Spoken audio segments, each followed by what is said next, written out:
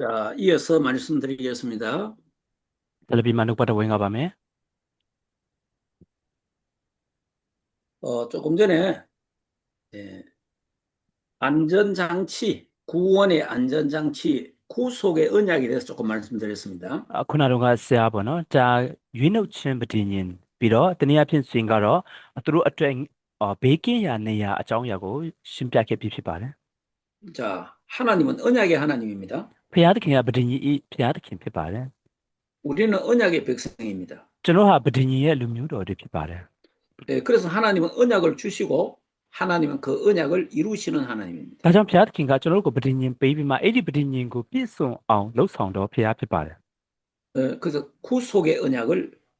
하나님이 맺었어요. ဒါကြောင့်ပေါ့နော်ဖျားသခင်ကရွေးနှုတ်ခြင်းဗဒင်ကြီးကိုပေးခဲ့ပါတယ်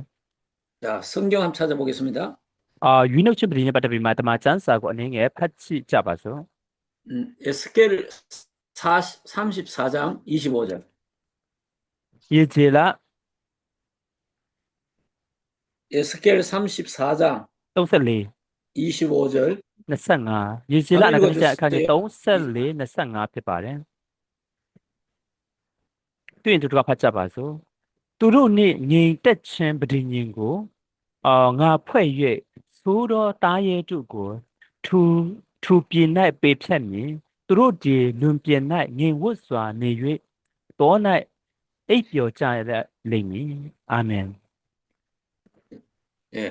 여기에 내가 또 그들과 화평의 언약을 맺고 그래 있습니다.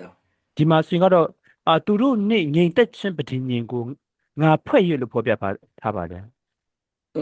여기 화평의 언약이 구속의 언약입니다. ဒါဒီနေရာထဲမှာဖော်ပြထားတဲ့ဒါငြိမ်သက်ခြင်းလို့ပြောတဲ့အခါမှာဒါရွေးနှုတ်ခြင်းပဋိညာဉ်ကိုပြောတာဖြစ်ပါတယ် 자, 그 다음에 스가랴 6장 13절 한번 볼까요? ဇာခရီအခန်းကြီး6 스가랴 6장 13절. ဇာခရီအနာဂတ်ကျမ်းအခန်းကြီး6အပိုင်ငယ်73 한번 읽어주세요. ထာဝရဘုရားဤဗိမာန်တော်ကိုတိဆောက်ပြီးလင်ဘုံကြီး၍မိမိရာဇပလင်ပေါ်မှာထိုင်လက်စိုးစံလိမ့်မည်ရာဇပလင်ပေါ်မှာယပရဟိတ်ကြီးလေထိုနှစ်ပါးတို့ဒီမိတ္တဟာယပဋိညာဉ်ကိုဖွဲ့ကြလိမ့်မည်အာမင် 예, 이 둘 사이에 평화의 의논이 있으리라 그래 말했어요. ဒီမှာဆိုရင်ကတော့ပေါ့နော်သူတို့ ਨੇ ဗာလဲမိတ္တဟာယဖွဲ့မဲ့အကြောင်းအရာဖော်ပြထားပါတယ် 자, 여기에 평화 언약과 평화의 의논이 나와 있거든요. ဒီမှာဆိုရင်ကတော့ပေါ့နော်ငြိမ်သက်ခြင်းမိတ္တဟာယဖွဲ့ခြင်းနဲ့ငြိမ်ပဋိညာဉ်ဖွဲ့ကြလိမ့်မည်မိတ္တဟာယပဋိညာဉ်ကိုဖွဲ့ကြလိမ့်မည်လို့ပြောတာ 예, 이 말씀이 구속의 언약입니다. ဒီစကားအတိတ်ပေကတော့ဒါရွေးနှုတ်ခြင်းပဋိညာဉ်ဖြစ်ပါတယ် 자, 성부, 성자, 성령 삼일체 하나님이 창세 전에 이미 맺어놓은 언약이에요. ခမည်းတော်တာတော်တန်ရှင်တော်ဝိညာဉ်တော်သုံးပါးဆိုဘုရားသခင်ကကဘာမတိမရှိကြတဲ့နေသူတို့ဟာဖွဲ့စုထားတော့ပဋိညာဉ်ဖြစ်ပါတယ် 그러니까 성부, 성자, 성령 삼위일체 하나님이 의논해서 맺은 영원한 작정이다 그 말이에요. ပြောချင်တဲ့အရာကဒါခမည်းတော်တာတော်တန်ရှင်တော်ဝိညာဉ်တော်သုံးပါးဆိုဘုရားသခင်ကသူတို့ဟာအတူတကွဆွေးနွေးပြီးမှကဘာမတိမရှိကြတဲ့နေထားတော့ရွေးနှုတ်ခြင်းပဋိညာဉ်ဖြစ်ပါတယ် 그러니까 아담 하와가 범죄하기 전에 안전장치를 미리 해놨다 그 말이에요. အာဒါနဲ့အေဝါကအပြစ်မလုပ်ခင်ကတည်းကနေသူတို့အတွက်ငြိမ်ဝတ်ရာနေရာကိုပြင်ဆင်ထားပြီးဖြစ်ပါတယ် 아담이 타락할 수도 있고 안 할 수도 있는데 그런 자유의지를 줬단 말이에요. အာဒံကပျက်စီးသွားနိုင်တယ်သို့မဟုတ်မပျက်စီးဘဲနဲ့လည်းဒီတိုင်းနေနိုင်တယ် 그래 만약에 범죄했을 경우에 타락했을 경우에 안전장치로 구속의 언약을 맺어놓은 거예요. ပြီးတော့အကယ်၍ပျက်စီးသွားခဲ့တော့ဆိုမှပျက်စီးသွားခဲ့ရင်ရွေးနှုတ်ခြင်းပဋိညာဉ်ကိုဖွဲ့ထားခဲ့တာဖြစ် 우리 ပါတယ် 인간에게는 이 구속의 언약을 맺어놨지만은 천사들에게는 구속의 언약이 없어요. ကျွန်တော်လူတွေအတွက်ဆိုရင်ကတော့ရွေးနှုတ်ခြင်းပဋိညာဉ်ကိုပြင်ဆင်ထားပေးတော့ညာလဲကောင်းကင်တမန်တွေအတွက်ဆိုရင်ကတော့ရွေးနှုတ်ခြင်းပဋိညာဉ်ကိုမပြင်ဆင်ထားပေးခဲ့ဘူး 그래서 천사가 타락하면 그냥 지옥 가는 거예요. ဒါကြောင့်ဘောနော်ကောင်းကင်တမန်တွေကကျဆင်းသွားတဲ့အခါမှာဆိုတော့ဒီတိုင်းပေါ့နော်တခါတည်းနဲ့ငရေသွားရတာဖြစ်ပါတယ် 인간은 타락했는데도 하나님이 안전장치를 해주셔갖고 구원의 계획을 세워놓은 겁니다. လူတွေကကြဆင်းသွားခဲ့တော်ညာလဲပေါ့နော်ဘုရားသခင်ကသူတို့အတွက်ငြိမ်ဝှက်ရနေရတနည်းအားဖြင့်ဘေးကင်းရနေရကိုပြင်ဆင်ပြီးမှသူတို့ကိုရွေးနှုတ်ခြင်းပဋိညာဉ်ကိုဖွဲ့ထားပေးခဲ့တယ် 그래서 어제 말씀드린 대로 에베소서 1장에 보면은 성부 하나님이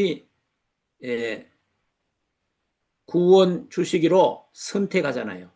ဒါကြောင့်မနေ့ကဖော်ပြခဲ့တဲ့ဤတူပေါ့နော်ခမည်းတော်ဘုရားသခင်ကရွေးနှုတ်ဖို့အတွက်ကယ်တင်ဖို့အတွက်သူဟာခွဲခတ်မှတ်သားခဲ့တယ် 예, 성자 하나님이 실행하시잖아요. ပြီးတော့သားတော်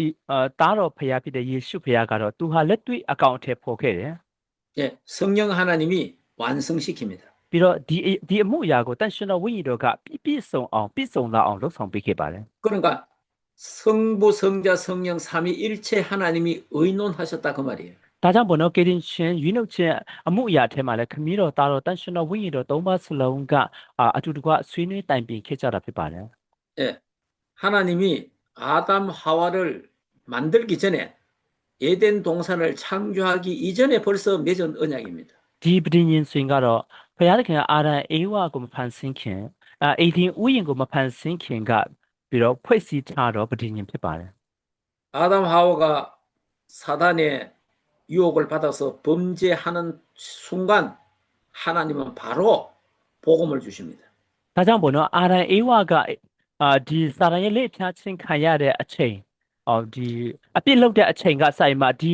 ကျူတင်ပြင်းမှဗာလဲဖွဲ့စည်းထားတဲ့ရွေးနှုတ်ခြင်းပဋိညာဉ်ကိုချက်ချင်းအဲ့ဒီပဋိညာဉ်ကိုပြန်ပြီးမှဂတိပေးခဲ့တာဖြစ်ပါတယ် 예, 그게 바로 창세기 3장 15절입니다. အဲ့ဒီဂတိတော်ကတော့ဗာလဲဆိုတော့ကပ္ပဦးကျမ်းခန်းကျ35ဖြစ်ပါတယ် 그러니까 여자의 후손을 보내겠다 그 약속이 이미 성부, 성자, 성령 삼일체 하나님이 맺어놓은 작정 속에서 나왔다 그 말입니다. မိမမျိုးဆက်ကိုဆက်လုပ်ပေးနေဆိုတဲ့အရာကဒါခမည်းတော်သားတော်တန်ရှင်တော်ဝိညာဉ်တော်ကပြီးတော့ခွဲခတ်မှတ်သားထားတဲ့ပဋိညာဉ်ကနေထွက်လာတဲ့အရာဖြစ်ပါတယ် 예, 구속의 언약을 기반으로 해서 하나님이 은혜 언약을 주셨다 그 말입니다. ရွေးနှုတ်ခြင်းပဋိညာဉ်ကိုအခြေပြုပြီးမှကျေးဇူးတော်ပဋိညာဉ်ကိုပေးခဲ့တာဖြစ်ပါတယ် 자, 그러면 우리 신론의 본론을 보겠습니다. ပြီးတော့ဖျားဆိုင်ရာဝါဒအဓိကအပိုင်းကိုကျွန်တော်တွားကြပါစို့ 자, 그러면 본질, 존재, 믿음에 대해서 말씀드리겠습니다. ပြီးတော့အခုဒီချိန်မှာတော့အရင်မြင့်ပြီးတော့တည်ရှိခြင်းယုံကြည်ခြင်းဒီအကြောင်းအရာကိုဝင်ရပါမယ် 자, 우리는 선천적으로 종교적 존재이기 때문에 하나님을 조금 알 수 있습니다. ကျွန်တော်ဟာပြီးတော့မွေးလာကြတဲ့အနေပေါ့နော်ပြီးတော့ဘာသာရေးဗီဇကပါပြီးသားဖြစ်တဲ့အတွက်ကြောင့်ဘုရားသခင်ကိုအခြေခံအားဖြင့်ပေါ့နော်ကျွန်တော်သိနိုင်တာဖြစ်ပါတယ် 하나님을 알고 싶고 하나님을 믿고 싶고자 하는 마음이 있습니다. ပြီးတော့ဘုရားသခင်ကိုသိချင်သောစိတ်ဘုရားသခင်ကိုယုံကြည်ချင်သောစိတ်နှလုံးသားကလူတွေစီမှာပါပြီးသားဖြစ်ပါတယ် 예, 근데 대부분 사람들은 말씀을 받으면서 후천적으로 배우게 됩니다. လူတွေတော်တော်များများကပေါ့နော်နှုတ်ကပတ်တော်ကိုလက်ခံရရှိပြီးရဲ့နောက်မှာပေါ့နော်သူ့ရဲ့မွေးရပါပေါ့နော်ဒီတိုင်းပေါ့နော်ပြန်လဲပို့နှုတ်ကပတ်တော်ကိုတင်ကြားယူကြတယ် 예, 그래서 우리는 성경 공부로 그리스도에 대해서 공부를 해야 됩니다. ဒါကြောင့်ကျွန်တော်တို့ဟာတမန်ကျမ်းစာလေ့လာခြင်းခရစ်တော်နဲ့ပတ်သက်ပြီးမှကျွန်တော်တို့ဟာသင်ယူခြင်းလိုအပ်ပါတယ် 전도서 3장 11절에 보면은 하나님은 사람들에게 영혼을 사모하는 마음을 주셨다 그래 말했어요. ဒေနာကျအခန်းကျ3အပိုင်ငယ်7စနစ်မှာကြည့်တဲ့အခါမှာဆိုရင်ဘုရားသခင်ကလူတွေရဲ့စိတ်လုံးသားအထက်မှာတကယ်ပဲအဲ့ဒီဘုရားသခင်ကိုဆာငတ်တော်စိတ်နှုတ်ကပတ်တော်ကိုဆာငတ်တော်စိတ်ကိုထည့်ထားပေးလို့ဖော်ပြထားပါတယ် 예, 그래서 인간은 하나님을 찾습니다. ဒါကြောင့်ပေါ့နော်အပိုင်ငယ်ပေါ့နော်ဒေနာကျအခန်းကျ3 7မှာပေါ့နော်ဒါကြောင့်ပေါ့နော်ဘုရားသခင်ဒီလိုစိတ်ထည့်ထားပေးတာဖြစ်တဲ့အတွက်ကြောင့်လူတွေကဘုရားကိုရှာတတ်ကြပါတယ် 자, 하나님을 찾고 하나님을 만나려고 했는데 어떤 사람은 불교, 어떤 사람은 힌두교, 어떤 사람은 모슬렘 이렇게 빠지는 거예요. ဒါကြောင့်ပေါ့နော်ဘုရားသခင်ကိုယုံကြည်ရှင်တဲ့ဘုရားသခင်ကိုရှာရှင်တဲ့ဖြစ်တဲ့အတွက်ကြောင့်ဒီလိုမျိုးရှာရင်းနဲ့ချွတ်တော်လူတွေက ဘာလဲဗုဒ္ဓဘာသာဟိန္ဒူဘာသာအစ္စလာမ်ဘာသာစတဲ့အဖြစ်ပေါ့နော်ခရစ်ယာန်ဘာသာစတဲ့အဖြစ်ဘာသာအတေးကြီးကိုဝင်ကြတယ် 그러니까 하나님을 잘못 찾은 것이 종교다 그 말입니다. ပြီးတော့ဘုရားသခင်ကိုရှာဖို့အတွက်ကြိုးစားရင်းနဲ့မာယွန်းဆိုအဖြစ်ဘုရားသခင်ကိုရှာခဲ့တဲ့နီလန်းတွေကဒါဘာသာတရားနီလန်းတွေဖြစ်ပါတယ် 자, 두 번째 특별 계시. ဒုတိယချက်နဲ့ဖြင့်ဒီအထူးပြဒိတ်တော်အကြောင်းကိုရှင်းပြကြပါတယ် 특별 계시에 나타난 하나님의 지시입니다. ပြီးတော့အထူးပြဒိတ်အထက်ကနေပေါ်ပြထားတဲ့ဘုရားသခင်ရဲ့မြင်ကြားချက်ဖြစ်ပါတယ်ဘုရားသခင်အကြံပေးမှုဖြစ်ပါတယ် 특별 계시를 통해서 하나님을 무엇이라고 말씀하십니까? အထူးပြဒိတ်တော်အပြင်ဘုရားသခင်ကကျွန်တော်တို့ကိုဘာကိုပေါ်ပြနေပါသလဲ 하나님에 대한 본질을 우리가 잘 알아야 됩니다. ဘုရားသခင်နဲ့ပတ်သက်ပြီးမှအနှစ်ကိုကျွန်တော်ကောင်းကောင်းသိနားလည်ဖို့အတွက်ပါတယ် 자, 그러면 성경에 하나님을 영이라 영. ဓမ္မကျမ်းစာထဲမှာဘုရားသခင်ကနာဝိညာဉ်ဖြစ်တယ်ဆိုမှပေါ်ပြထားပါတယ် 요한복음 4장 24절에 하나님은 영이시니 예배하는 자가 신령과 진정으로 예배할지니라 그랬죠. ဒါကြောင့်ယောဟန်ခရစ်ဝင်ကျမ်းအခန်းကြီး4အပိုင်ငယ်24ထဲမှာဆိုတော့ဘုရားသခင်နာဝိညာဉ်ဖြစ်တော်မူ၏ဘုရားသခင်ကိုကိုယ်သူတို့ဒီနာဝိညာဉ်ကောင်တစ္ဆာန်ကောင်ကိုကိုယ်ရမည်ဆိုမှပေါ်ပြထားပါတယ် 하나님은 우리의 눈에 보이지 않습니다. ဘုရားသခင်ကကျွန်တော်ရဲ့ဇာတိမျက်စိဖြစ်မမြင်နိုင်ဘူး 육신적인 존재가 아니기 때문에 그렇습니다. ဘာကြောင့်လဲဆိုရင်ဘုရားသခင်ကဇာတိခန္ဓာကိုယ်ရှိတဲ့အရာမဟုတ်တဲ့အတွက်ကြောင့်ဖြစ်ပါတယ် 하나님은 영이십니다. ဘုရားသခင်ကနာဝိညာဉ်ဖြစ်ပါတယ် 하나님은 물건 속에 갇혀 있는 귀신 같은 우상이 아닙니다. ဘုရားသခင်ကပေါ့နော်ဒီလိုမျိုးရုပ်ထုတွေအထက်မှာနေရာယူတော့ဒီနတ်ဆိုဝင်ဆိုကဲတော့မဟုတ်ဘူး 하나님은 온 우주를 통치하시는 창조주 하나님입니다. ဘုရားသခင်ကပေါ့နော်စัจ java လာကဘာကြီးစัจ java လာအရာအားလုံးကိုဖန်ဆင်းတော်မူတော့ဖန်ဆင်းရှင်ဘုရားဖြစ်ပါတယ် 하나님은 상자에 갇혀 있는 신이 아닙니다. ဘုရားသခင်ကပေါ့နော်ဒီဘုရားစင်တွေအထက်မှာနေရာယူပြီးမှအနေထိုင်လက်ရှိနေတော့ဘုရားမျိုးမဟုတ်ဘူး 우상의 특징은 물건을 만들어 가지고 놓고 그것을 가리켜 하나님이라 그렇게 말합니다. ပြီးတော့ရုပ်ထုရဲ့ထူးခြားချက်ကဘာလဲဆိုရင်ကတော့အဲ့ဒီပစ္စည်းအရာဝတ္ထုတစ်ခုခုကိုထုတ်လုပ်ထားပြီးမှလုပ်ထားပြီးမှအဲ့ဒီအရာကိုလူတွေကဖျားဆိုမှတင်စားခေါ်ဝေါ်ကြတယ် 하나님은 그런 귀신과 다릅니다. ဘုရားသခင်ကအဲ့လိုမျိုးပေါ့နော်ရုပ်ထုတွေအထက်မှာနေတဲ့နတ်ဆိုးဝင်ဆိုးနဲ့လုံးဝခြားနာတဲ့ဘုရားဖြစ်ပါတယ် 하나님은 영이시니 예배하는 자가 성령과 진리로 예배할지니라 그랬습니다. ဒါကြောင့်ဘုရားသခင်နာဝိညာဉ်ဖြစ်တော်မူ၏ဘုရားသခင်ကိုကိုယ်ကွယ်သူတို့ဒီနာဝိညာဉ်ကောင်သစ္စာနဲ့ကောင်ကိုယ်ကွယ်ရမည်ဟုမိန့်တော်မူထားပါတယ် 하나님은 영이시기 때문에 우리 눈에 보이지 않습니다. ဘုရားသခင်ကနာဝိညာဉ်ဖြစ်တဲ့အတွက်ကြောင့်ကျွန်တော်တို့ရဲ့ဇာတိမျက်စိနဲ့မမြင်နိုင်ဘူး 그러나 완벽하게 우리를 다스리고 계십니다. သို့တော့အဖြစ်အဝပေါ့နော်ကျွန်တော်တို့ဘဝအတ္တကိုထိန်းချောင်းပေးလက်ရှိနေပါတယ် 또 하나님은 어디든지 다 계십니다. ဘုရားသခင်ကနေရာတကာတိုင်းမှာရှိပါတယ် 하나님의 영에 반대되는 것이 무엇입니까? ဘုရားသခင်ရဲ့ဝိညာဉ်တော်နဲ့ဆန့်ကျင်ဘက်ဖြစ်တဲ့အရာတွေကဘာတွေလဲ 그게 바로 악령입니다. အဲ့ဒီအရာတွေကပေါ့နော်နတ်ဆိုးဝိညာဉ်ဆိုးများဖြစ်ပါတယ် 그러니까 하나님만이 참신이다 그 말입니다. ဒါကြောင့်ပြောချင်တဲ့အရာကဘုရားသခင်တာလင်စစ်မှန်သောဘုရားဖြစ်တယ်လို့ပြောချင်တာဖြစ်ပါတယ် 모든 우상이나 모든 종교는 그 미신. ပြီးတော့ဒီဘာသာတရားအားလုံးဒီရုပ်ထုတွေရှိသမျှအရာအားလုံးဆိုရင်ကတော့ဒါဟာနတ်ဘုရားတွေပဲဖြစ်တယ်နတ်ပဲဖြစ်တယ်ဗောနော် 예. 우리 열왕기상 18장에 보면 갈멜산 전투가 있잖아요. ဓမ္မရာဆိုရင်တတိယစာဆောင်အခန်းကြီး 18ကိုကြည့်တဲ့အခါမှာဆိုရင်ကတော့အိန္ဒိယနဲ့ဒီခြားတော့မိစ္ဆာ prophet ဒီနဲ့ဒီဗာလဲဒီကာရမေလတောင်ထဲမှာဒီမျိုးရံပွဲလုပ်တဲ့အရာကိုတွေ့ရမှာဖြစ်ပါတယ်ဝိညာဉ်တိုက်ပွဲလုပ်တဲ့အရာတွေ့ရမှာဖြစ်တယ် 엘리야와 이제 거짓 선자 850명과 대결을 하잖아요. ပြီးတော့အေလိယနဲ့အတူတကွဒီမိစ္ဆာ prophet 850တို့ကသူတို့ဆိုင်ပြန်တိုက်လန်ကြတာဖြစ်ပါတယ် 어느 신이 참신인지 내기하자. အဲ့ဒီအချိန်မှာဆိုရင်ကတော့ဘေးဖျားကစစ်မှန်တော့ဖျားလဲငါတို့ဟာဒီနေ့ဗာလဲတက်တည်ယူကြရအောင်ဒီလို 그래서 하늘에서 피가 내리는 신이 참신이다. ပြီးတော့ကောင်းကင်ပေါ်ကနေပြီးဗာလဲမူးကြစေတော့ဖျားကမိအားဖြင့်ထူးတဲ့ဖျားကဒါစစ်မှန်တော့ဖျားဖြစ်တယ်ဒီလိုမျိုးစိန်ခေါ်ခဲ့တယ် 그래서 가멜산에서 이제 바알 선자들과 이제 그 850명 거짓 선자들이 막 떠들면서 제사를 지냈습니다. ဒါကြောင့်ပေါ့နော်အဲ့ဒီကာရမေလတောင်ထဲမှာဒါအာဘာလဖယားနဲ့အခြားသောဖယားတွေရဲ့ဒီမိစ္ဆာပရောဖက်တွေ850တို့ကသူတို့ဟာအဲ့ဒီလိုမျိုးဖြစ်ဖို့အတွက်သူတို့ဟာဗာလဲမိကောင်းကင်ကမိချစေဖို့အတွက်သူတို့ဒီရစ်ပူဇော်ကြတယ် 아무리 뛰고 발부둥 쳐도 하늘에 비가 내리지 않습니다. သူတို့တွေဘလောက်ပဲပေါ့နော်ခုံအောင်ပြီးမှသူတို့ရဲ့ကိုယ်ခန္ဓာတွေဒီထိခတ်အောင်အတွေးထက်အတန်ယူဖြစ်အောင်လုပ်တော်ညာလဲကောင်းကင်ကနေမီးချပြီးမှအဲ့လိုမျိုးရစ်ပလင်ကိုမလောင်စေခဲ့ဘူး 그때 엘리야 한 사람이 하나님 앞에 제단을 쌓습니다. ထိုအချိန်မှာအေလိယဘုရားသခင်ရဲ့လူဖြစ်တဲ့အေလိယကဘုရားရဲ့ရှေ့မှာသူဟာရစ်ပလင်ကိုတည်ခဲ့တယ် 아브라함의 하나님, 이삭의 하나님, 야곱의 하나님이라고 그랬어요. သူကအာဗြဟံဣဇက်ယာကုပ်တို့ရဲ့ဘုရားသခင်လို့ပြောခဲ့ပါတယ် 이거는 역사적 하나님을 말합니다. သူဟာဒီလိုမျိုးပြောရခြင်းအကြောင်းရင်းဟာတမိုင်းမှာအမှုပြုခဲ့တဲ့ဘုရားတမိုင်းရှိတော့ဘုရားလို့ပြောတာဖြစ်ပါတယ် 우리가 믿는 하나님은 뿌리가 확실하다 그 말입니다. ပြောချင်တဲ့အရာကကျွန်တော်တို့ယုံကြည်လက်ရှိတော့ဘုရားသခင်ရဲ့အမြစ်ကတကယ်ပဲစိတ်ချရတော့သူဖြစ်တဲ့အကြောင်းကိုဆိုလိုနေဖြစ်ပါတယ် 그러면서 하나님 앞에 기도했는데 하늘에 불이 떨어졌습니다. ဒီလိုမျိုးအပြင်သူဘုရားသခင်ရဲ့ရှေ့မှာဆုတောင်းတယ်အဲ့ဒီအချိန်မှာကောင်းကင်ကနေမြည်ကျလာခဲ့ပါတယ် 자, 하늘에서 불이 떨어지는 신이 참신이다 얘기했는데 바알 선지자들은 그런 일을 하지 못했습니다. ပြီးတော့ကောင်းကင်ကနေမြည်အားဖြင့်ထူးတဲ့ဘုရားကစစ်မှန်တော့ဘုရားဖြစ်လိမ့်မယ်လို့စိန်ခေါ်ခဲ့တော့ညာလဲဘာလဘုရားကဒီလိုမျိုးမလုပ်နိုင်ခဲ့ဘူးဖြစ်ပါတယ် 자, 그래서 하나님이 우리는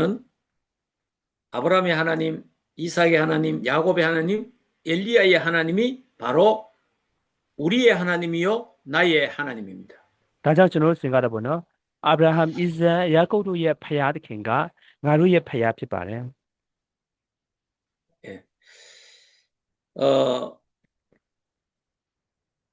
하나님이 싫어하는 것 중에 하나가 우상 숭배하는 겁니다. ဘုရားသခင်မကြိုက်ဘုရားသခင်ကိုမုန်းစေတဲ့အရာထဲမှာတစ်ခုကပေါ့နော်ဒါရုပ်ထုကိုချင်းဖြစ်ပါတယ် 나 외에 다른 신을 섬기지 말라. ဒါကြောင့်ကျမ်းစာထဲမှာဆိုရင်ငါမှတပါအခြားသောဘုရားကိုမကူးကွယ်နဲ့လို့မိန့်တော်မူထားပါတယ် 우상을 만지지 말라. ရုပ်ထုကိုမလုံနဲ့ကိုအဖို့မလုံနဲ့ 우상 앞에 절하지 말라 그랬어요. ရုပ်ထုရှေ့မှာပူဇော်ခြင်းကိုမလုံနဲ့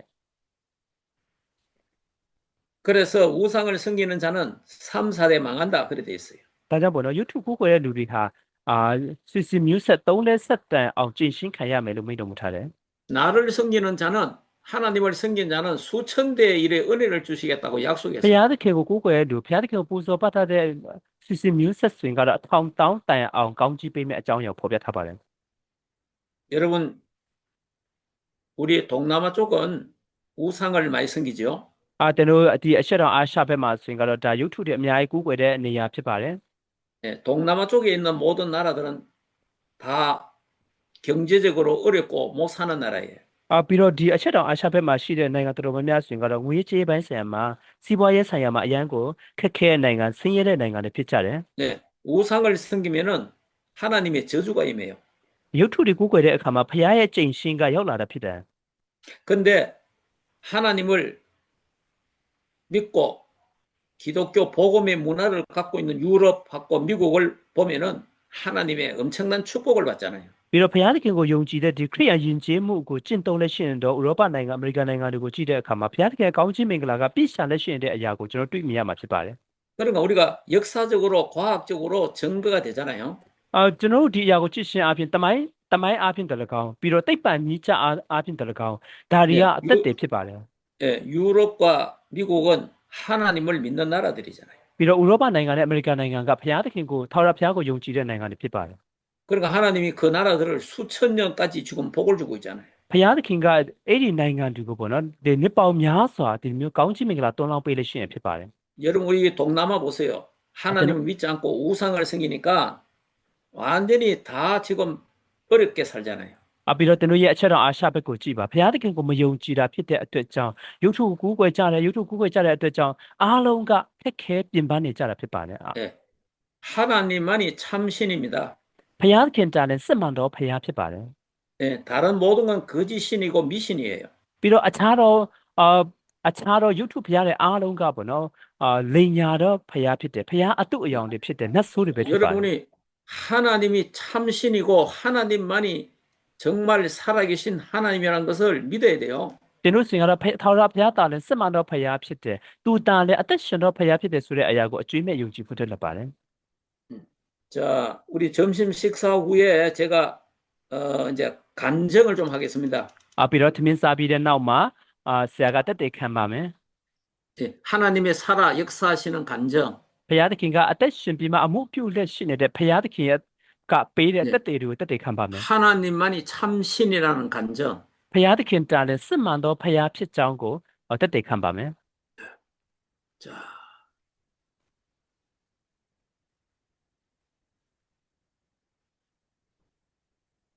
그 다음에 두 번째, 하나님은 인격적 인격.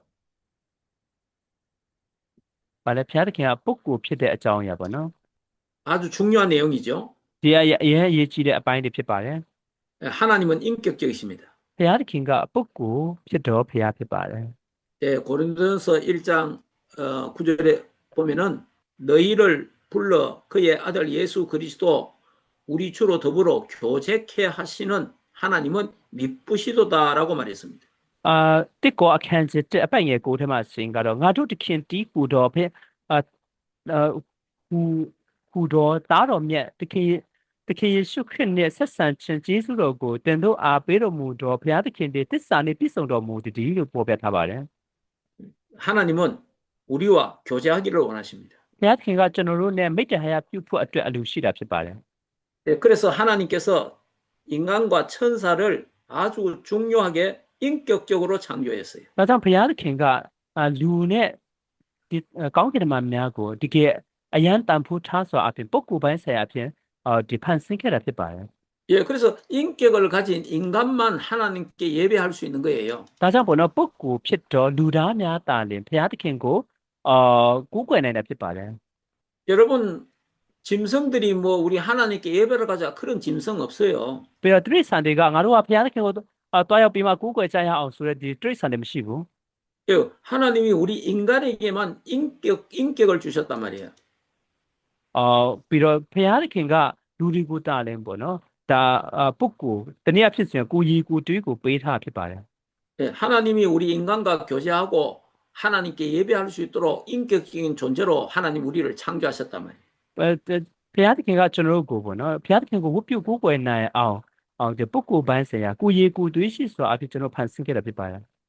자, 그러면 완전하신 하나님에 대해서 말씀드리겠습니다. ပြီးတော့ပြည့်စုံသောဘုရားသခင်အကြောင်းအရာကိုပြန်လည်ဝင်ငါပါမယ် 디모데후서 3장 17절에 이는 하나님의 사람으로 온전케 하며 모든 선한 일을 행하기에 온전하게 하려 함이라 그랬어요. နိတိအခန်းကြီးတော့အပိုင်ငယ်ဆက်ခွန်ထဲမှာဒီလိုဖော်ပြထားပါတယ် 예, 하나님은ဘုရားသခင်ရဲ့ 완전하십니다. ဘုရားသခင်ရဲ့လူတွေစုံနေတော့သူဖြစ်တယ်ကောင်းသောအမှုအမျိုးမျိုးကိုအမျိုးမျိုးတို့ကို၎င်းပြုစုစေခြင်းအလုံးငါပြင်ဆင်တော့သူဖြစ်မြအကြောင်းလို့ဖော်ပြထားပါတယ်ဘုရားသခင်ကပြည့်စုံတယ်လို့ပြောရှင်တာပေါ့နော် 예, 우리는 하나님은 완전하신 하나님입니다. ဒါကြောင့်ဘုရားသခင်ကပြည့်စုံတော့ဘုရားသခင်ဖြစ်ပါတယ်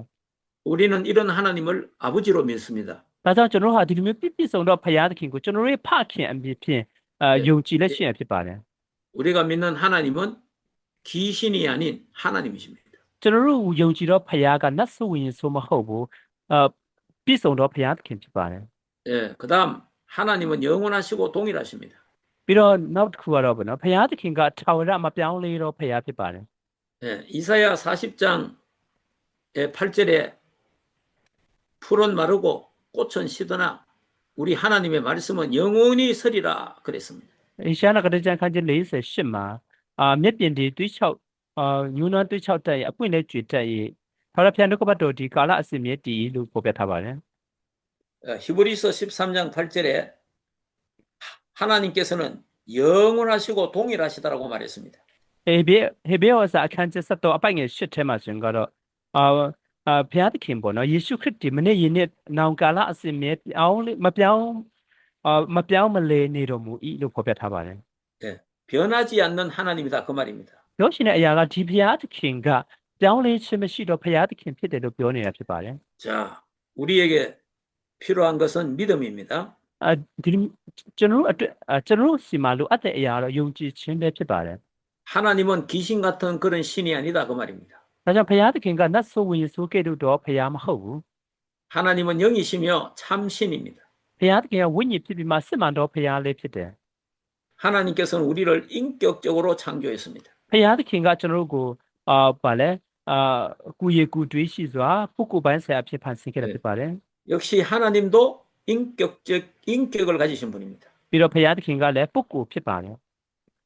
하나님은 영으로 역사하고 계십니다. ဘုရားသခင်ကဝိညာဉ်အားဖြင့်အမှုပြုလက်ရှိနေပါတယ် 예, 완전하시고 영원합니다. ပြီးတော့သူဟာပြည့်ပြည့်စုံတယ်ပြီးတော့ထာဝရကြည်မြဲတာဖြစ်ပါတယ် 지금도 말씀 그대로 성취되고 있습니다. အခုလည်းနှုတ်ကပတ်တော်အတိုင်းသူဟာနှုတ်ကပတ်တော်ကိုပြည့်စုံအောင်အမှုပြုလက်ရှိနေဖြစ်ပါတယ် 자, 그러면은 두 번째 명칭, ဒုတိယအချက်နဲ့ 명칭에 대해서 말씀, အခေါ်အဝေါ်ပေါ့နော် 하나님의 이름에 대해서 좀 말씀드리겠습니다. ဘုရားသခင်နာမတော်အကြောင်းအရာကိုအနေငယ်ပေါ်ပြလိုပါတယ် 자, 구약에 하나님의 이름을 엘로힘 이렇게 썼어요. ဓမ္မဟောင်းကျမ်းစာထဲမှာဘုရားသခင်ကို တနည်းအားဖြင့် Elohim လို့ပေါ်ပြထားပါတယ် 예, 창세기 1장 1절에 태초에 하나님이 천지를 창조하시니라 했습니다. ကမ္ဘာ့ကျမ်းခန်းကြီးတစ်မှာအစအဦးနဲ့ဘုရားသခင်ရဲ့ကောင်းကင်နဲ့မြေကြီးကိုဖန်ဆင်းတော်မူ၏လို့ပေါ်ပြထားပါတယ် 예, 하나님은 창조주 하나님이십니다. ဘုရားသခင်ကဖန်ဆင်းရှင်ဘုရားဖြစ်ပါတယ် 여기에 엘로힘이라고 그렇게 ဒီနေရာ 사용했습니다. ထဲမှာ Elohim ဆိုမှဘုရားသခင်ကိုပေါ့နော် Elohim ဆိုမှပေါ်ပြထားပါတယ် 자, 그다음에 두 번째는 아도나이라고 있습니다. ဒုတိယအချက်နဲ့ဖြစ်ဆက် Adonai ဆိုတဲ့အရာဖြစ်ပါတယ် 예, 시편 86편 8절에 주여 신들 주의 주와 같은 자 없사오며 주의 행사와 같음도 없나이다 그렇게 말했습니다. ပြီးတော့ဆာလံကျမ်းအခန်းကြီး86 예, 아도나이라는 말은 모든 만물을 통치하는 주라 그 말입니다. Adonai ဆိုတဲ့အရာပေါ့နော်အရာအားလုံးကိုတက်ရှိတဲ့ဆိုအားလုံးကိုအုပ်စုတူလို့ပြောတာဖြစ်ပါတယ် 예, 이분이 바로 우리 아버지시요 우리의 하나님이십니다. ဒီဘုရားသခင်ကကျွန်တော်တို့ရဲ့ဖခင်ဖြစ်ပြီးမှကျွန်တော်တို့ရဲ့ဘုရားသခင်ဖြစ်ပါတယ် 자, 세 번째 여호와라고 했습니다. တတိယအချက်ပေါ့နော်ယေဟောဝါ 하나님은 여호와 또는 야훼라고 이렇게 불렀습니다. ဘုရားသခင်ကိုပေါ့နော်ယေဟောဝါတနည်းအားဖြင့်ဆိုရင်ကတော့ယာဝေဆွေမလည်းခေါ်ခဲ့ပါတယ် 출애굽기 3장 13절 15절을 보면은 여기에 이제 하나님이 여호와 야훼라 이름을 이렇게 붙입니다. ထွက်မြေကျအခန်းကြီး3အပိုင်ငယ်73 15မှာကြည့်တဲ့အခါမှာဆိုရင်ကတော့ဗာလဲဘုရားသခင်ကိုယေဟောဝါတနည်းအားဖြင့်ယာဝေဘုရားဆိုမှပေါ်ပြထားပါတယ် 그러니까 이제 나는 스스로 있는 자다. အတိတ်တွေကတော့ငါဖြစ်တဲ့ငါဖြစ်တယ်ဆိုတဲ့ဘုရားဖြစ်ပါတယ် 그러니까 너희 조상의 하나님 곧 아브라함의 하나님, 이삭의 하나님, 야곱의 하나님 여호와라 그래 말했죠. ဒါကြောင့်တင်တို့ရဲ့တင်တို့ရဲ့ဘူဘေတို့ရဲ့ဘုရားအာဗြဟံဣဇက်ယာကုပ်တို့ရဲ့ဘုရားဖြစ်တယ်လို့မိတ်ဆက်ထားပါတယ် 우리 구약 성경에 여호와라는 이름이 많이 나오잖아요. ဒါကြောင့်ဓမ္မဟောင်းကျမ်းစာထဲမှာဆိုရင်ကတော့ယေဟောဝါဆိုတဲ့နာမတော်ကိုအများကြီးဖော်ပြထားတဲ့အရာကိုတွေ့ရမှာဖြစ်ပါတယ် 그다음 네 번째는 엘사다이라는 단어가 있어요. ပြီးတော့နံပါတ်4ကတော့ပေါ့နော်ရှဒိုင်ဆိုတဲ့ပေါ့နော် El Shaddai ဆိုတဲ့ဒီနာမည်ရှိပါတယ် 출애굽기 6장 3절에 보면 내가 아브라함과 이삭 야곱에게 전능의 하나 나타났다 그래 돼 있어요. ထပ်ပြန်အခန်းကြီး6အပိုင်ငယ်3မှာဆိုရင်ကတော့ငါဒီအာဗြဟံဣဇက်ယာကုပ်အားအနန္တတကုရှင်ဘုရားသခင်နာမတော်ထင်ရှားတော်လေလို့ဖော်ပြထားပါတယ် 이 말은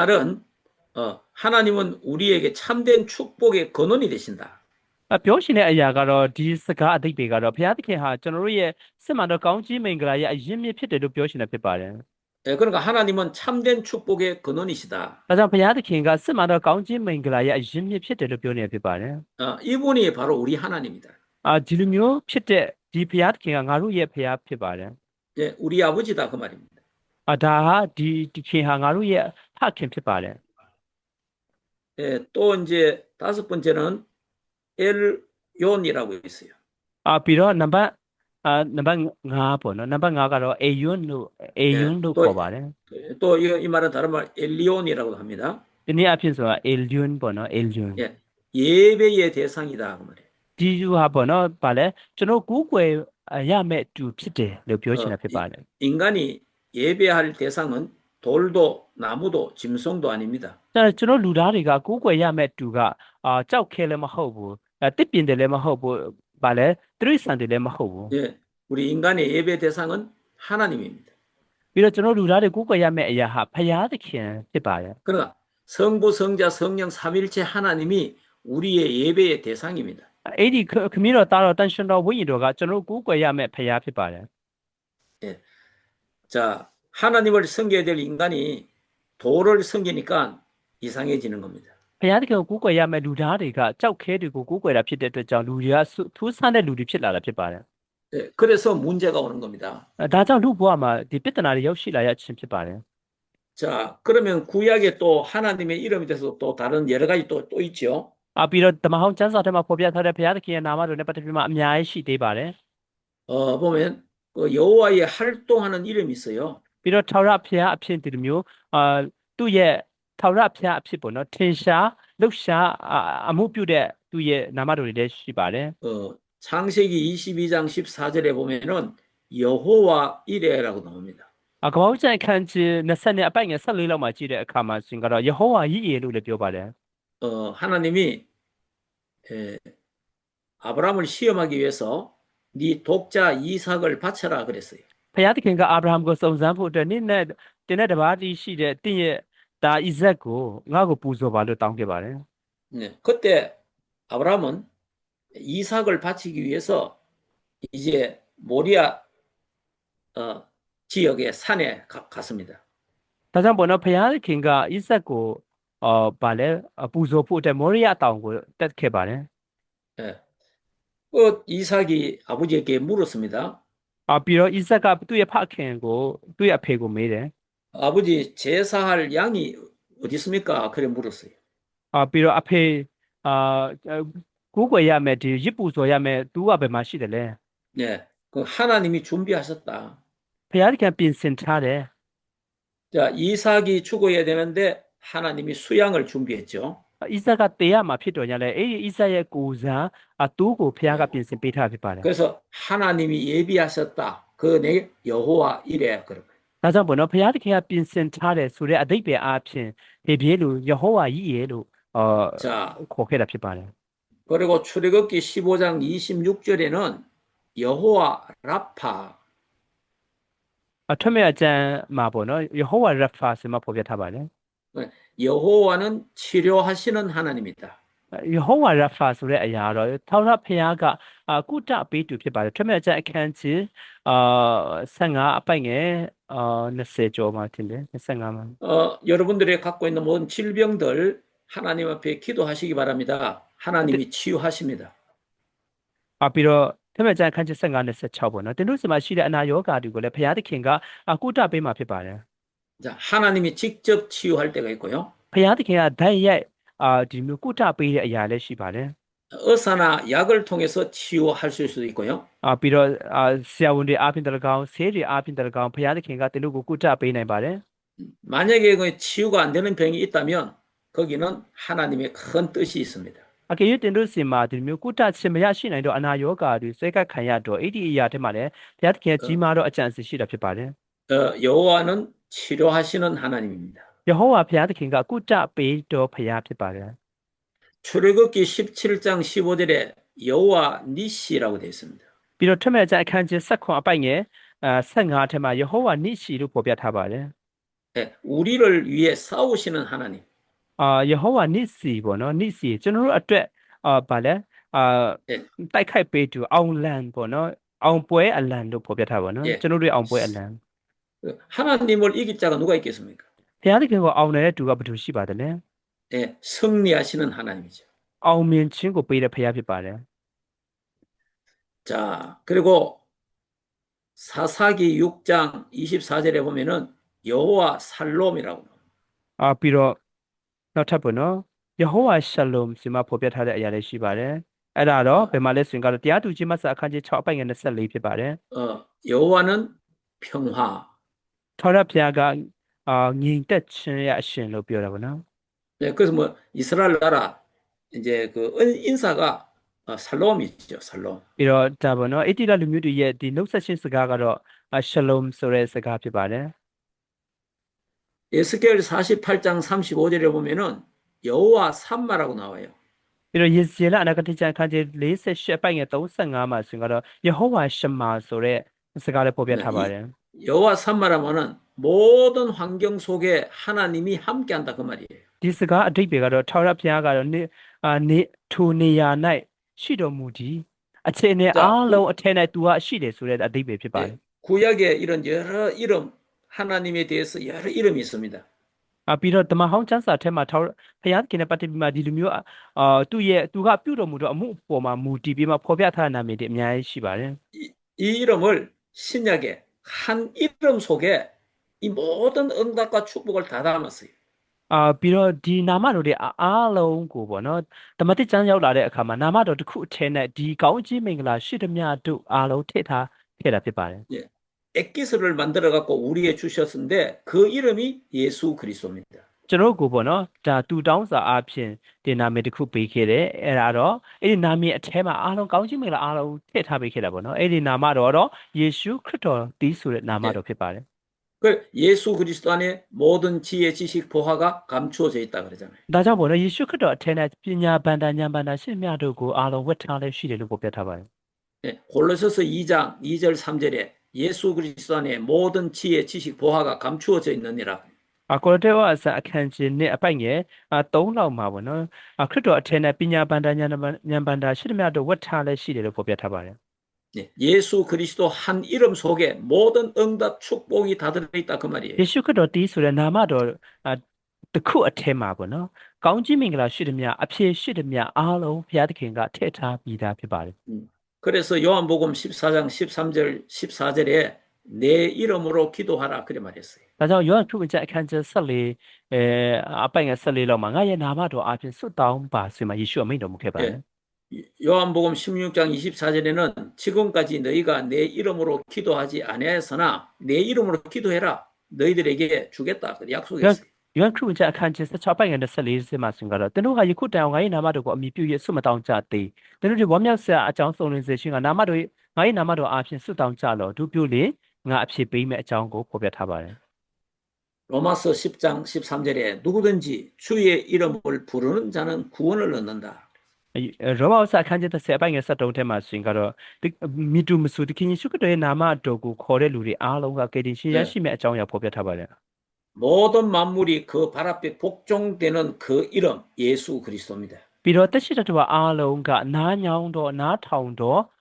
နာမတော်ကယေရှုခရစ်တော်ရဲ့နာမတော်ဖြစ်ပါတယ် 하나님 만나는 길 대신 그 이름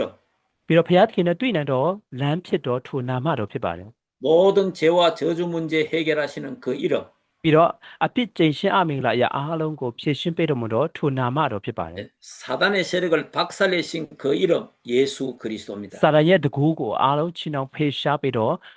နာမတော်ယေရှုခရစ်တော်ရဲ့နာမတော်ဖြစ်ပါတယ် 그래서 예수 그리스도 이름으로 우리가 기도하고요. ဒါကြောင့်ကျွန်တော်ဟာယေရှုခရစ်တော်ရဲ့နာမတော်အဖြစ်ဆုတောင်းကြတာဖြစ်တယ် 예수 그리스도 이름으로 더럽고 악한 귀신을 결박하고요. ယေရှုခရစ်တော်ရဲ့နာမတော်အဖြစ်ဆိုးညစ်ပြီးမှဒီနတ်ဆိုးဝင်ဆိုးများကိုကျွန်တော်ကချီနှောင်ဖေရှားတယ် 예수 그리스도 이름으로 모든 저주 재앙을 막고요. ယေရှုခရစ်တော်ရဲ့နာမတော်အပြင်ကျင့်ရှင်းအမင်္ဂလာအားလုံးကိုဒီမျိုးချီနှောင်ဖေရှားတားဆီးပါတယ် 예, 예수 그리스도 이름으로 승리하는 줄 믿습니다. ယေရှုခရစ်တော်ရဲ့နာမတော်အပြင်အောင်မြင်ရှင်ရရှိမယ်ဆိုတဲ့အရာကိုယုံကြည်ပါတယ် 자, 그러면 신약에 보면 또 하나님에 대한 이름이 또 몇 개 나오죠. ပြီးတော့ဓမ္မတိကျမ်းစာထဲမှာလည်းဘုရားသခင်ရဲ့နာမတော်နဲ့ပတ်သက်ပြီးမှဖော်ပြထားတဲ့အရာကိုတွေ့ရပါတယ် 예, 신약에 보면 하나님 나오죠. ဓမ္မတိကျမ်းစာထဲမှာဆိုတော့ဘုရားသခင် 그 데오스라는데 즉 하나님이란 말입니다. တေအိုစ်ဆိုမှဖော်ပြထားတာပေါ့နော်အဲ့ဒါတော့ဘုရားသခင်ဆိုတဲ့အဓိပ္ပာယ်ဖြစ်ပါတယ် 그리고 두 번째는 주라고 주. ပြီးတော့နံပါတ်2ကတော့သခင်ပေါ့နော် 예. 주 하나님 곧 전능하신 이가 이래 나오죠. ပြီးတော့ဒါသခင်ပေါ့နော် သခင်ဖြစ်တော်ဘုရားသခင်ပေါ့နော်အရာအားလုံးကို 예, တတ်ဆွမ်းနိုင်တော်အရှင်ပေါ့နော် 계시록 4장 8절에 그렇게 말하고 있습니다. ဗျာဒိတ်ကျမ်းအခန်းကြီး၄ရှစ်ထက်မှာထူကြီးတူဖော်ပြထားပါတယ် 이 말을 다른 말로 하면 큐리오스 또는 주 아도나이 이 다 같은 말이에요. ဒီစကားပေါ့နော်ဒီစကားပေါ့တော့ curious Lord ပေါ့နော်အင်္ဂလိပ်လိုပြီးတော့Adonai ပေါ့နော်ဒီလိုမျိုးအားလုံးအတူတူပဲဖြစ်ပါတယ် 예, 그리고 또 하나님을 아버지라 아버지. ပြီးတော့အဲ့ဒီဘုရားသခင်ကိုကျွန်တော်တို့ကအဖအဆွေမှလည်းခေါ်တယ် 마태복음 6장 5절에 15절에 주기도문 나오잖아요. မဿဲခရစ်ဝင်ကျမ်းအခန်းကြီး6အပိုက်ငယ်ပြီးတော့9ကနေအောက်ကိုကြည့်တဲ့အခါမှာဒါပထနာတော်အကြောင်းကိုကျွန်တော်တွေ့ရမှာဖြစ်ပါတယ် 하늘에 계신 우리 아버지여 이러잖아요. ပြီးတော့ကောင်းကင်ဘုံနဲ့ရှိတော်မူတဲ့ကျွန်တော်ရဲ့အဖလို့ဖော်ပြထားတယ် 네, 그 하나님을 아버지라 그렇게 부르잖아요. ကျွန်တော်ဟာဘုရားသခင်ကိုအဖလို့ခေါ်တယ် 그러니까 우리는 그분의 자녀잖아요. ကျွန်တော်တို့ကသူ့ရဲ့သားသမီးများဖြစ်ပါတယ် 요한복음 1장 12절에 영접하는 자, 그 이름을 믿는 자들에게는 하나님의 자녀되는 권세를 주신다 그랬잖아요. ယောဟန်ခရစ်ဝင်ကျမ်းအခန်းကြီး1အပိုက်ငယ်7ထဲမှာဆိုရင်ကတော့ထို့သူကိုလက်ခံမြတ်တော်တူတီးဟူတော်ကိုရောကိုယုံကြည်တော်သူတွေဘုရားသခင်သားဖြစ်တော်အခွင့်ကိုပေးတော်မူ၏လို့ဖော်ပြထားတယ် 자, 이런 분이 우리 하나님이고 우리 아버지입니다. ဒီလိုမျိုးဖြစ်တဲ့ဘုရားသခင်ကငါတို့ရဲ့ဘုရားဖြစ်ပြီးမှငါတို့ရဲ့ဖခင်လေးဖြစ်ပါတယ် 네, 그래서 우리는 시시하게 살 필요가 없습니다. ဒါကြောင့်ကျွန်တော်တို့ဆိုရင်ကတော့ပေါ့နော်ဒါငိုင်တိုင်တိုင်နဲ့ကျွန်တော်တို့အသက်ရှင်ဆရာမလို့ဘူး 예, 우리는 하나님의 자녀답게 당당하게 용감하게 멋있게 살아야 됩니다. ဒါကြောင့်ကျွန်တော်တို့ဆိုရင်ကတော့ဘုရားသခင်သားသမီးမှန်ကန်စွာအပြင်ရေးရင်စွာအပြင်ကျွန်တော်တို့ကစမတ်ကြကြနဲ့ကျွန်တော်တို့အသက်ရှင်ဖို့အတွက်လာပါတယ် 예, 그러면서 우리는 겸손하게 살아야 됩니다. ရေးရင်တော်ညာလဲကျွန်တော်တို့ကနှိမ့်ချစွာအပြင်အသက်ရှင်ဖို့အတွက်လာပါတယ် 자, 그러니까 이 아버지라는 단어는 참 중요한 거예요. ဒါကြောင့်ဒီအဖဆိုပြောတဲ့ဒီစကားလုံးအဓိပ္ပာယ်ကအင်မတန်မှရည်ကြီးပါတယ် 그러니까 아버지라는 거는 모든 거 다 끝났다 그 말이에요. ပြီးတော့အဖလို့ပြောတဲ့အခါမှာအဖေလို့ခေါ်တဲ့အခါမှာဆိုအားလုံးကပြီးပြီ 예, 하나님은 지금도 일하시는 분입니다. ဘုရားသခင်ကယနေ့လေအမှုပြုလက်ရှိတော်ဘုရားဖြစ်ပါတယ် 예, 창조주다 그 말입니다. သူကဖန်ဆင်းရှင်ဘုရားဖြစ်ပါတယ် 예, 그래서 우리가 하나님과 우리가 이 부자 관계로 연결됐다는 건 너무나 감사하죠. ဒါကြောင့်ဘုရားသခင်နဲ့ကျွန်တော်တို့ဟာပေါ့နော်တကယ်ပဲသားသမီးပေါ့နော်အဖြစ်တော်ခွင့်ရတဲ့အရာကအင်မတန်မှကျေးဇူးတင်ဖို့ကောင်းတဲ့အရာဖြစ်ပါတယ် 여러분이 부부 관계가 좋을 때는 좋지만은 부부 관계가 안 좋으면요 헤어집니다. ပြီးတော့လင်မယားကြားတွေကဆက်ဆံမှုကကောင်းတဲ့အခါမှာတော့ကောင်းပြီမှပေါ့နော်မကောင်းလာရင်ကတော့သူတို့ဟာအိမ်ထောင်တွေကွဲတက်ကြတာဖြစ်ပါတယ် 근데 하나님을 우리를 부부 관계로 안 맺고 부자 관계로 맺었어요. တို့တော့ဘုရားသခင်ကကျွန်တော်တို့ကိုပေါ့နော်လင်မယားဆက်ဆံမှုပုံစံအဖြစ်ဆက်ဆံထားတာမဟုတ်ဘဲနဲ့ပေါ့နော်သားသမီးပုံစံအဖြစ်ဆက်နွယ်ထားတာဖြစ်ပါတယ် 예, 부부 관계는 끊어지지만은 부자 관계는 끊을 수가 없어요. ပြီးတော့လင်မယားကြားဆက်ဆံမှုဆိုရင်ကတော့ဒါပြတ်တောက်သွားနိုင်တော့ညာလေပေါ့နော်သားသမီးဆက်ဆံရေးမှာဆိုရင်ကတော့လုံးဝမိဘနဲ့သားသမီးတို့ရဲ့ကြားထဲကဒီဆက်ဆံမှုဆိုရင်ကတော့လုံးဝပြတ်တောက်လို့မရတဲ့ဆက်ဆံရေးဖြစ်ပါတယ် 하나님이 저와 여러분을 영원히 끊을 수 없는 부자 관계로 묶어놨습니다. ဘုရားသခင်ကတင်တဲ့ကျွန်တော်ကိုလုံးဝထာဝရလုံးဝခွဲလို့မရတဲ့သားသမီးမိဘနဲ့သားသမီးကဲ့သို့ဒီလိုမျိုးဆက်ဆံရေးကို 여러분이 하나님을 기도할 때 그냥 그렇죠. 아버지라고만 해도 하나님은 응답하십니다. တင်တို့စင်ကတော့ဘုရားသခင်ကိုဘုန်းတော်ဆုတောင်းတဲ့အခါမှာအဖဘုရားလို့ဒီတိုင်းတော့ဆုတောင်းတော်ညာလဲဘုရားသခင်အဖြေပေးတာဖြစ်ပါတယ် 예, 여기까지 하고